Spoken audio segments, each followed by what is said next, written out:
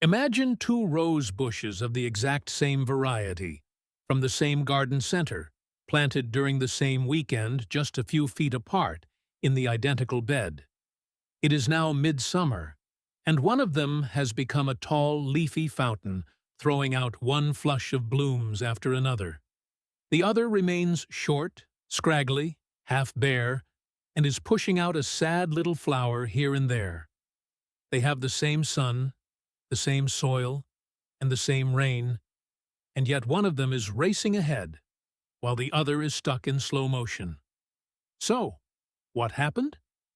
The gap comes down to 7 specific things the bigger bush received and the smaller one did not.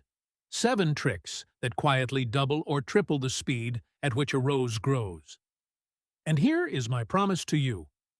By the end of this video, you will be able to look at any rose, including your own, and spot exactly which of these it is missing. None of this is the tired, give it sun and prune in spring advice you have already heard 1,000 times. This is the real mechanical reason one rose explodes and another just sits there. Trick number 4 is the one that is going to stop you in your tracks. It feels completely wrong, like you are sabotaging your own plant, and yet it is one of the most powerful things you can do. Let's figure out what the bigger bush knew. Before we touch feeding, pruning, or watering, we have to talk about the one thing that is already decided before your rose even wakes up: how deep you planted it. Most roses you buy are grafted. That means a flowering variety has been joined onto a tough rootstock, and the joint between them is that swollen, knuckly lump near the base called the bud union. Where you set that lump relative to the soil line quietly controls how fast or how slowly your rose will ever grow. Here is the mechanism. If you plant with the bud union sitting high and exposed, like a lot of people do without thinking, that joint dries out, bakes, and gets stressed. A stressed union is slow to push new canes, so the whole plant idles in low gear for its first year or two. Set it correctly, and the union stays protected.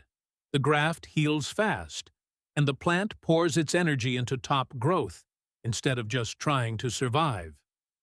The simple rule in mild, warm climates is to plant so the bud union sits right at, or just barely below, the soil surface. In colder regions, bury it deeper, a couple of inches under, to shelter it from frost. And here is the bonus most people never hear about. When you bury that union, the flowering variety above it will often start sending out its own roots over time on top of the rootstock. A rose growing on its own roots is frequently tougher and more vigorous for the long haul. So, planting depth isn't a fussy detail. It is the foundation every other trick is built on. Now, let's fix the habit that is silently throttling more roses than anything else: how you water. The instinct is to grab a hose or a can and shower the whole plant from above, leaves and all. It feels generous. It feels like a good soak, and it is quietly capping your rose's growth in 2 separate ways. First, the obvious one. Roses are thirsty, hungry plants with deep roots, and a light sprinkle only wets the top inch of soil. The roots never get a reason to drive downward, so you end up with a shallow root system that dries out the moment you skip a day and can never support fast top growth. What you want instead is to water deeply and less often. A long, slow soak straight at the base that drives moisture well down into the soil. Then, leave a gap before the next one. That trains the roots to go deep, and deep roots are the engine behind every fast-growing rose. And second, and this is the part people miss completely, when you splash water all over the foliage, you are rolling out the welcome mat for black spot and mildew, the fungal diseases that strip a rose's leaves bare. And here is why that destroys growth. Leaves are the solar panels.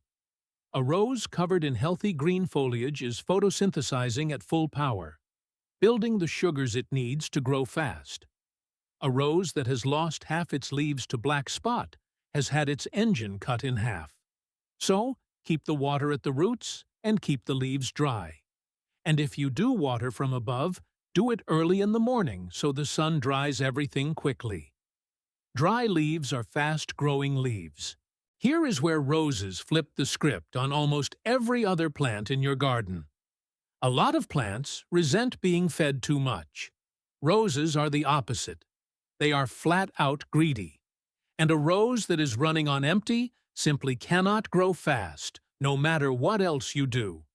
If your rose is pale, slow, and stingy with blooms, there is a very good chance it is just hungry. So, feed it properly, on a rhythm. A balanced rose feed as growth kicks off in spring, and again after the first big flush of flowers to fuel the next one. But here is the trick that separates the people growing decent roses from the people growing monsters. And it is an old Rose Society secret almost nobody outside that world knows. Alfalfa. Plain alfalfa meal or pellets. The same stuff sold as animal feed. You either scratch a few handfuls into the soil around the base, or steep it in a bucket of water to make a tea and pour that on. Why does dried hay do anything? Because alfalfa contains a natural compound called triacontanol, a genuine plant growth stimulant. It acts almost like a hormone, and it is especially good at triggering basal breaks, those thick, strong new canes that shoot straight up from the very base of the plant. Those basal breaks are the canes that rebuild and expand your rose. A bush that throws several of them in a season looks like a completely different plant by autumn. Feed the rose richly, slip in the alfalfa, and you have handed it both the fuel and the signal to grow. To make your rose grow faster and bloom more, you have to take its flowers away from it. Sometimes the very first flowers you have been waiting all season to see. I know exactly how that sounds. You bought a rose to get roses, and here I am telling you to cut them off. And in some cases, pinch off the buds before they ever open. It feels like self-sabotage.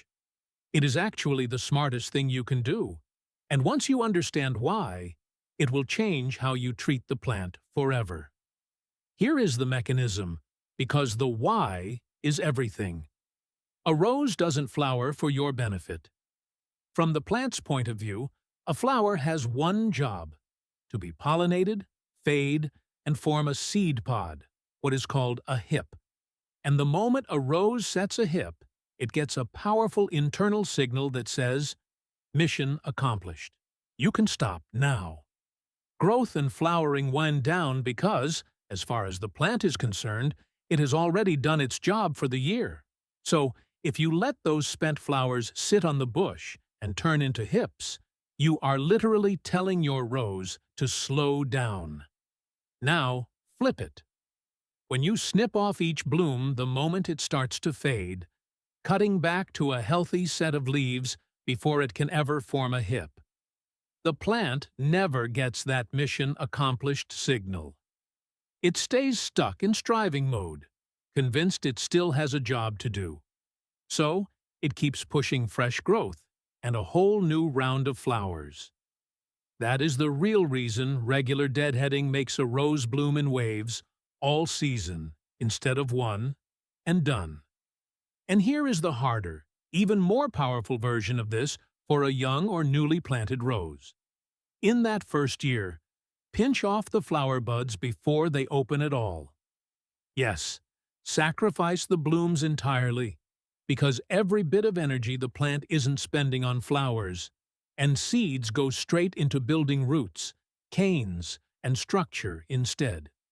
You give up one season of so-so flowers, and in return, you get a vigorous, established powerhouse that outgrows and outblooms its neighbors for years.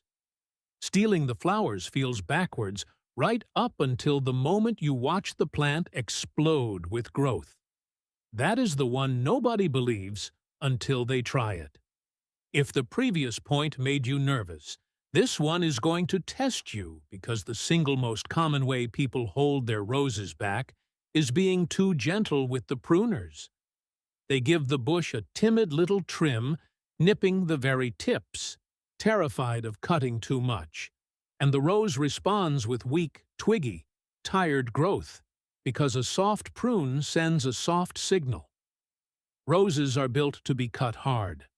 A bold prune doesn't weaken the plant, it triggers it.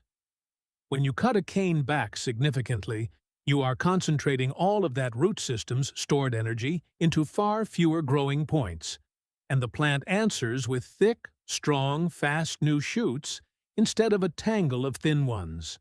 So, in late winter or early spring, before the plant fully wakes, prune with conviction.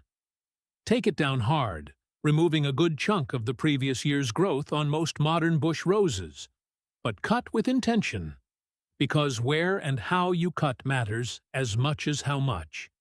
Make each cut just above a bud that faces outward, away from the center of the plant. That bud becomes a new shoot, and because it points outward, it grows away from the middle, opening the bush into a vase shape with a clear, airy center. That open center is doing real work. It lets light reach deep into the plant and lets air flow through, which keeps the foliage dry and disease-free. Light in, air through, dead leaves gone. That is a rose photosynthesizing at full tilt. While you are at it, cut out anything dead, anything spindly and weaker than a pencil, and any two branches rubbing against each other. Be brave with the pruners. The rose isn't asking you to be careful. It is asking you to be decisive. This one is small, cheap, and weirdly effective, and it targets two specific weak points that quietly slow roses down. The fix is magnesium, and the easiest source is plain Epsom salts, magnesium sulfate, the same stuff sold for soaking sore muscles. A spoonful or two worked into the soil around the base in spring, or dissolved in water and poured on, can make a real difference. Here is why it works. Magnesium sits at the literal center of every chlorophyll molecule, the green pigment that lets leaves capture sunlight. When a rose is short on magnesium, you see it. The older leaves go yellow between the veins, while the veins themselves stay green. A tired, washed-out look. And a rose with weak, yellowing leaves is, again, a rose running its solar panels at half power. Top up the magnesium and the foliage greens up deep and rich. Photosynthesis ramps back up, and growth follows. There is a second payoff that rose growers swear by, too. Magnesium is widely used to encourage those basal breaks we talked about earlier, the strong new canes erupting from the base of the plant that rebuild and enlarge the whole bush. Pair an Epsom salt feed in spring with the alfalfa from the third point, and you are hitting the plant with everything it needs to push fresh canes from the ground up. It is a tiny, almost insultingly cheap step, but the green up alone is usually worth it. The last trick is about everything happening below the soil, out of sight, where the real growth race is actually won or lost. A rose's roots are surprisingly fussy about one thing: stability. They want even moisture and a steady, cool temperature. The problem is that bare soil gives them neither. It swings hot and cold with the weather, bakes dry in a heat wave, then floods in a downpour. Every one of those swings is a little shock, and a shocked root system keeps pausing growth instead of running steadily. The fix is a good, generous layer of mulch. Spread a thick blanket of organic mulch over the soil around your rose. Well-rotted compost, bark, leaf mold, whatever you can get, keeping it pulled back an inch or two from the stems themselves so the base can breathe. That mulch layer is doing several jobs at once. It insulates the roots, smoothing out the temperature swings, so the plant can grow without interruption. It holds moisture in the soil, so the roots stay evenly hydrated between waterings instead of yo-yoing from soaked to bone dry. It smothers the weeds that would otherwise steal water and nutrients straight out from under your hungry rose. And because it is organic, it slowly breaks down and feeds the soil life beneath it, building exactly the rich, living, crumbly soil that roses adore. While you are thinking about position, here is a small bonus. Roses love morning sun in particular.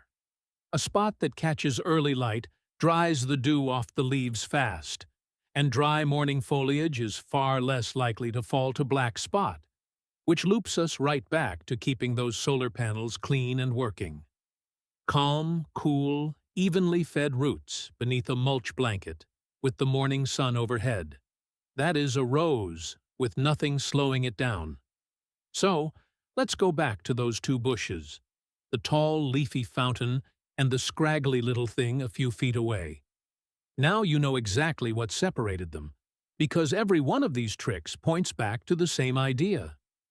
Give a rose the fuel and the signals it is actually asking for, and get out of its way. The bigger bush was planted at the right depth, so its bud union was never stressed. It was watered deep, and at the roots, with its leaves kept dry and disease-free. It was fed like the glutton it is with a secret hit of alfalfa to spark new canes. It had its flowers stolen before they could set hips, so it never stopped striving. It was pruned hard and open, not timidly. It got a magnesium wake-up for greener leaves and stronger basal breaks, and its roots were tucked under a calm, cool blanket of mulch. The little one got none of that. Do even a few of these for your own roses, and you will genuinely see 2 to 3 times the growth. Taller, leafier, healthier plants throwing flush after flush of blooms. Now I want to hear from you. Which of these were you getting wrong? Be honest. For most people, it is the watering or the timid pruning, and there is zero shame in it, because nearly every beginner guide tells you to do the gentle, cautious version of all of this. Drop a comment and tell me which trick you are trying first, because I read every one, and they shape the content I create next. If this guide changed the way you look at the flowers in your garden, please subscribe and like the video. We are digging deep into the botanical secrets that others might overlook. Let's grow a more beautiful future together. The next chapter of Gardening Wisdom will be opening soon.